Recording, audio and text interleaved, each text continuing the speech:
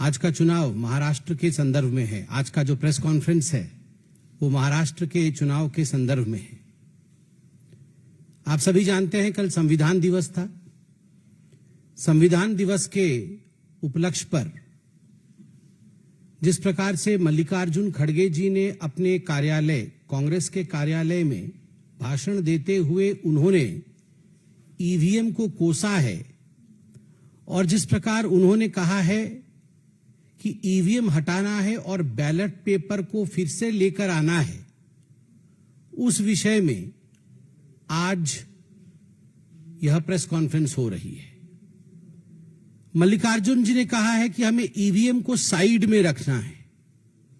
मल्लिकार्जुन जी, आप ईवीएम को साइड में रखिए या ना रखिए, मगर जनता ने कांग्रेस पार्टी को तो साइड में रख दिया है। इसमें कोई दो मत नहीं है कि आज किसी भी राज्य में कांग्रेस साइड में है। Congress has been sidelined in the election of literally every state, even in Jharkhand.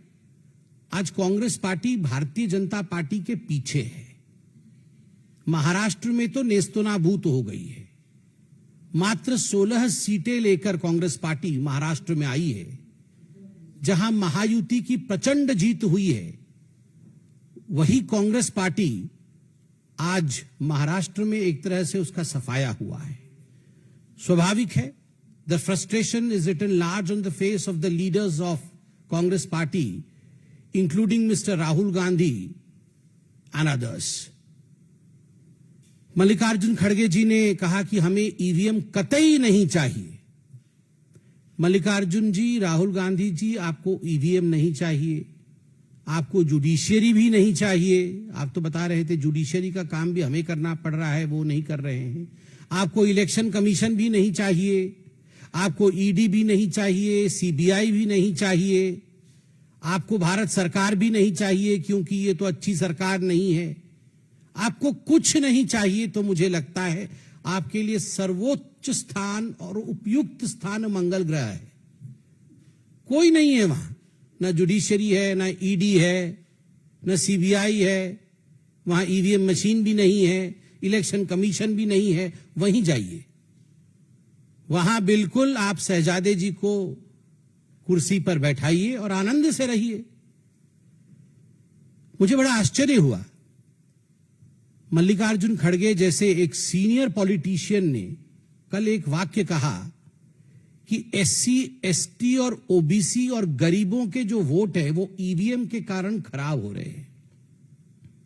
क्या सोचते हैं मल्लिकार्जुन जी और कांग्रेस पार्टी कि जो अनुसूचित जाति के लोग हैं, जो अनुसूचित जनजाति के लोग हैं, या जो एसटी लोग हैं, जो ओबीसी हैं, अदर बैकवर्ड क्लास है, उनको ईवीएम में वोट करना नहीं आता? वो इतने अनपढ़ हैं और इतने समझ भी उनको इतनी नहीं है कि वो ईवीएम में किस प्रकार वोट कर सके, बटन कहां दबाना है, कैसे दबाना है, वीवीपैट उसमें निकलता है, उसे देखना है, वेरीफाई करना है। Just because they are SC, ST, OBC and poor, they do not know how to use EVM. ये एक इंसल्ट है। ये कहीं ना कहीं SC, ST और OBC समाज के प्रति एक बहुत बड़ा इंसल्ट है, एक बहुत बड़ा धक्का है। और मैं ये एक्सपेक्ट नहीं कर रहा था। मुझे नहीं लगता था कि मल्लिकार्जुन खड़गे जैसा सीनियर व्यक्ति इस प्रकार के वाक्य का प्रयोग करेगा। मल्लिकार्जुन जी का यह भी कहना था कि हम तो बैलेट पेपर किसी भी कीमत पर लेकर आएंगे और ईवीएम मशीन जो है वो नरेंद्र मोदी और अमित शाह जी के घर पे रख दीजिए। मोदी जी और अमित शाह जी के घर पे ईवीएम मशीन रख दीजिए, हम बैलेट पेपर लेके आएंगे। खड़गे जी, राहुल जी, मोदी जी के घर में ईवीएम मशीन है। E for energy, V for vikas, M for mehnat. Machine की तरह मोदी जी काम करते हैं। He works like a machine and he has EVM.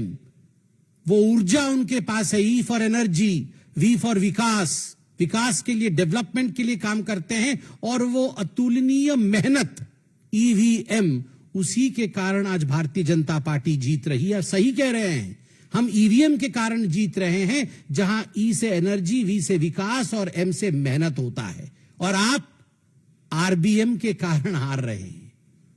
RBM का अर्थ है राहुल्स बेकार मैनेजमेंट। हम ईवीएम के कारण जीत रहे हैं, आप आरबीएम के कारण हार रहे हैं। खराबी मशीन में नहीं है, खराबी लीडरशिप में है। ईवीएम ठीक है, राहुल खराब है। आप ईवीएम बाद में बदलिएगा, राहुल को बदलिए। बताइए, कोई भी प्रतिद्वंदी इस प्रकार का अनसॉलिसिटेड एडवाइस नहीं देता है, मगर फिर भी मुझे लगता है लोकतंत्र में इतनी शिष्टाचार होनी चाहिए कि इतने वर्षों तक साथ साथ पार्लियामेंट में और असेंबलीज में बैठने के बाद कम से कम कुछ एडवाइस हमें, भले ही वो अनसॉलिसिटेड लगे, हमें देना चाहिए। मैं तो मल्लिकार्जुन जी से कहूंगा, मल्लिकार्जुन जी जानते हैं, वैसे कभी कभी उनके चेहरे को मैं भी पढ़ता हूं, वो जानते हैं खराबी कहां है, बेचारे बोल नहीं पाते हैं। बदलने की आवश्यकता है राहुल गांधी को, ईवीएम को नहीं। और वो कह रहे थे मल्लिकार्जुन जी की बैलेट पेपर के लिए हम यात्रा निकालेंगे। आजकल वो नया शब्द उनका यात्रा चल रहा है बड़ा, भारत जोड़ो यात्रा, उसी से सब कुछ मंगल हो गया। और भारत जोड़ो यात्रा के बाद आप बोल रहे हैं बैलेट पेपर यात्रा निकालेंगे। वैसे भी ठीक ही है, वैसे निकालना चाहिए, यात्रा निकालना चाहिए। टाइम भी है उनके पास अभी यात्रा निकालने के लिए, और कुछ काम भी नहीं है कांग्रेस के पास, तो घर में खाली नहीं बैठना चाहिए। नेताओं को कुछ ना कुछ करते रहना चाहिए। यात्रा ही सही, आप यात्रा निकालिए, अच्छी बात है। ऑन अ सीरियस नोट, जो मल्लिकार्जुन जी ने कहा कि हम ईवीएम हटाएंगे और बैलेट पेपर लेके आना चाहते हैं, और कोइंसिडेंस देखिए, सुप्रीम कोर्ट में ठीक उसी समय एक पिटीशन पे सुनवाई चल रही थी। मिस्टर के पॉल ने पिटीशन डाल रखा था कि ईवीएम मशीन हटाने की आवश्यकता है, ईवीएम से धांधली होती है, और बैलेट पेपर पे आने की आवश्यकता है। और सुप्रीम कोर्ट में जस्टिस विक्रमनाथ जी और जस्टिस प्रसन्न बी वराले, दोनों जस्टिसेस, उनकी खंडपीठ इसकी सुनवाई कर रही थी। स्पष्ट रूप से इस खंडपीठ ने पूरे विषय की सुनवाई के पश्चात कहा है कि ईवीएम में खराबी नहीं है। अंग्रेजी में उन्होंने कहा है, suspicion of EVM fixing is unfounded, quote unquote unfounded. EVM machine में कोई गड़बड़ी नहीं है। आगे वो कहते हैं, जो कैंडिडेट हार जाती है वो आके ईवीएम का रोना रोती है, जीतने से ईवीएम ठीक, हारने से ईवीएम खराब। ये अंगूर खट्टे वाली कहानी है। और एग्जैक्टली कांग्रेस पार्टी, मुझे तो लगता है कि ये शब्द कांग्रेस पार्टी के लिए ही कहे गए, बिल्कुल हूबहू कांग्रेस पार्टी के लिए फिट हो रहे हैं। और कोइंसिडेंस देखिए, यहां मल्लिकार्जुन खड़गे जी भाषण दे रहे हैं कि ईवीएम हटाना है, ईवीएम में खराबी है, और यहां सुप्रीम कोर्ट कह रही है ईवीएम में खराबी नहीं है, हारने वाले को हमेशा ईवीएम में ही खराबी नजर आती है। मैं तो एक सवाल पूछना चाहता हूं, आप यात्रा निकालने चाहते हैं, आप ईवीएम को फेंकना चाहते हैं, ये सब कुछ ठीक है। जब 2017 में एक हैकाथॉन हुआ था, इलेक्शन कमीशन ने एक हैकाथॉन किया था कि आइए हम यहां ईवीएम मशीन रखेंगे और सब पॉलिटिकल पार्टी के लोग आके आप हैक करिए, और बहुत पहले से नोटिस जारी किया था कि हैकाथॉन होगा। कोई नहीं गया, कोई गया नहीं हैकाथॉन करने के लिए। उससे पहले तो टीवी पे, मुझे तो याद है, वो आम आदमी पार्टी के शायद सौरभ भारद्वाज जी, शायद वही, वो कुछ तार वार जोड़ के हैक कर रहे थे कि कैसे हैक होता है। उस दिन नहीं गए और हैक करने के लिए, उस दिन हैक करने नहीं गए वहां भी ईवीएम को हैक करने के लिए। तो ये कांग्रेस पार्टी हैकाथॉन के दिन घर में क्या कर रही थी? हाँ, विदेश ट्रिप में चले गए होंगे राहुल जी, हो सकता है उस समय खोजने से वो थाईलैंड वगैरह में कहीं होंगे, कहीं ना कहीं होंगे, बाहर ही होंगे, नहीं तो हो सकता है वो जाएंगे। मगर बड़ा आश्चर्य का विषय है, hackathon, you don't take this thing seriously. आप इतने बड़े पॉलिटिकल पार्टी के अध्यक्ष हैं, आप बोल रहे ईवीएम को फेंकना पड़ेगा, बैलेट को लाना पड़ेगा, and when the hackathon takes place no one represents your party in the hackathon to prove what you are saying. Elon Musk ji ने भी ट्वीट किया है, मैं देख रहा था, सीईओ है टेस्ला के, जो जुलाई 4 को हमारी रिजल्ट्स निकलने के बाद, जून 4 को रिजल्ट्स निकलने के बाद लोकसभा के एक आर्टिकल छपी थी कि India count 640 million votes in a single day. तो मस्क जी ने उस पर ट्वीट किया है और हाथ ऐसे देखे कि इमोजी बनाया हुआ है कि उनके एक स्टेट में अभी तक काउंटिंग चल रही है। ये आंतरिक विषय है उनका, उस पर मैं कमेंट नहीं करना चाहूंगा, मगर ही हैज अपलॉडेड कि आप देखिए इतनी बड़ी सिस्टम एक दिन में काउंटिंग कर सकती है, मगर हमारे यहाँ लिमिटेड है, फिर भी हमारी काउंटिंग अभी तक चल रही है। ये भारत के लोकतंत्र की सुंदरता है। इलेक्शन कमीशन ने बार बार आपको इनवाइट किया। 2004-2009 के लोकसभा के चुनाव के नतीजे आपके पक्ष में थे, कांग्रेस पार्टी के पक्ष में थे। ये दोनों चुनाव ईवीएम के माध्यम से हुए थे और इस बार भी 2024 में single largest double digit number में आप आए हैं पहली बार। आप उस समय कितना खुश हो रहे थे, इतरा रहे थे। उस समय तो ईवीएम के खिलाफ नहीं बोल रहे थे जब आपको 99 सीट्स आई थी। सिंगल लार्जेस्ट ऑपोजिशन पार्टी बन के आप उभरे 99 सीट के साथ। उस समय तो सब कुछ ठीक था। और बाकी राज्यों में जब आप चुनाव जीतते हैं उस समय ईवीएम खराब नहीं होता है। मुझे तो बड़ा आश्चर्य लगता है कि आपने हेमंत सोरेन जी के और जेएमएम के जीत को भी कुंद करने का काम किया है। ये अलायंस धर्म नहीं है। आप जो ईवीएम के ऊपर आक्षेप लगा रहे हैं, आपका कहने का तात्पर्य है कि ये जो जेएमएम भी जीती है वह भी कुछ माल प्रैक्टिसेस के माध्यम से जीती है, ईवीएम खराब था, they don't deserve to win. मुझे लगता है ये अलायंस नीति नहीं है जहां आप खुद अपने अलायंस पार्टनर के ऊपर इस प्रकार हमला करते हैं। बार बार मैं कहता हूं, मशीन में खराबी नहीं है, व्यक्ति और लीडर में खराबी है। जब तक राहुल जी रहेंगे ऐसा ही चलता रहेगा। कोई सवाल हो तो अवश्य पूछे। सुप्रीम कोर्ट ने जब इस तरह की फटकार भी लगाई थी, इस तरह जो सामने आई, उसके बावजूद हम देख रहे हैं कि ईवीएम पर अभी भी कांग्रेस और उनके दल अपने रुख पर आए हुए हैं।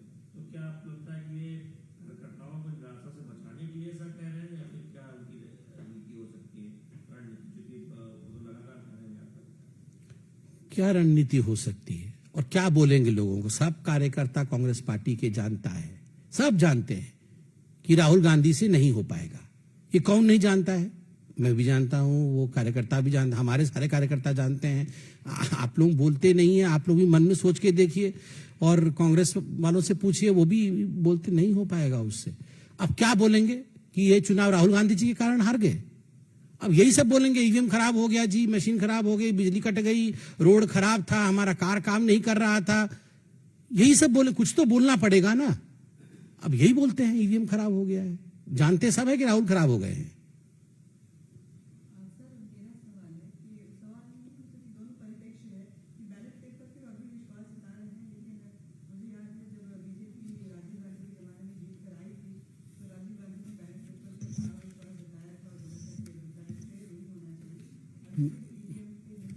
मैं तो वो स्टेटमेंट भी लेके आया हूं राजीव गांधी जी का।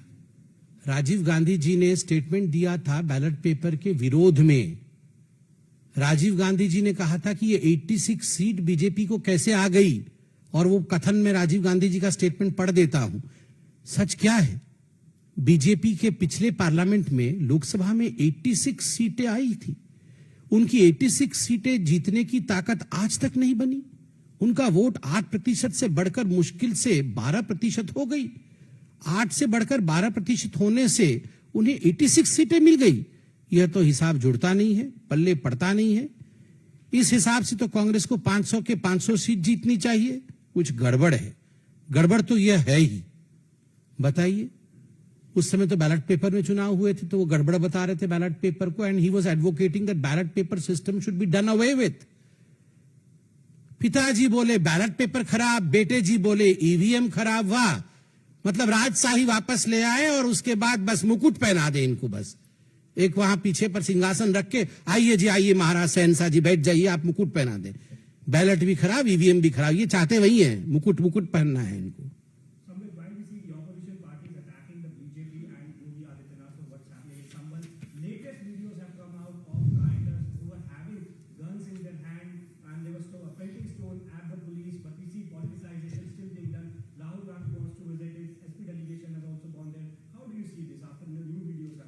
So it's a sensitive issue. It's a very sensitive issue. And I would wait for the investigation to be complete. I would, in fact, appeal to everyone that no one should politicize the issue. Because whatever we are seeing today, these are recorded. The evidences are present in the public domain. As you stated right now, we can see things in public domain. So let the investigative agencies complete their work. दूध का दूध और पानी का पानी हो जाएगा. देखिए, जहां तक आपने संभल के विषय में सवाल पूछा है, मेरा बड़ा स्पष्ट मानना है कि इस पर किसी प्रकार की राजनीति नहीं, इस पर इन्वेस्टिगेशन चल रही है और हम सबको इन्वेस्टिगेशन के नतीजे का इंतजार करना चाहिए. और भारतवर्ष में संविधान का राज है. स्वाभाविक रूप से जो लोग इसके पीछे रेस्पॉन्सिबल हैं, जिनके कारण ये हुआ है, उनको बख्शा नहीं जाएगा.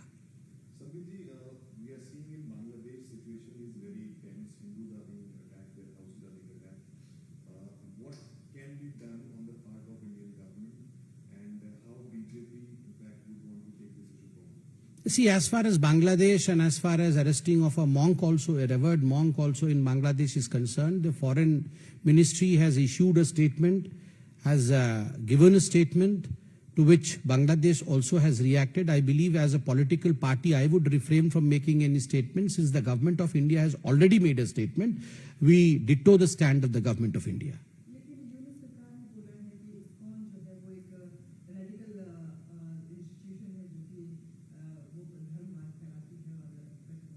So we all know the truth, but still I would not be drawn into the kind of fight between two countries. The two countries have exchanged notes, they have exchanged statements, and we all stand by the rightful statement issued by the MEA of India.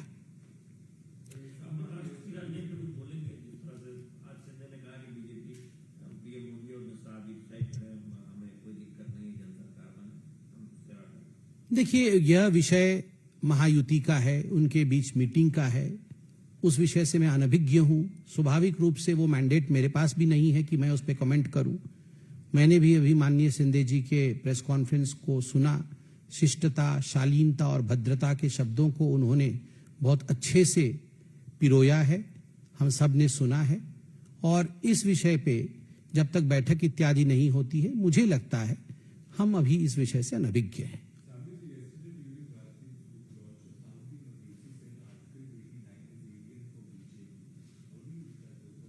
Who said? No comments on that. Not required. Thank you.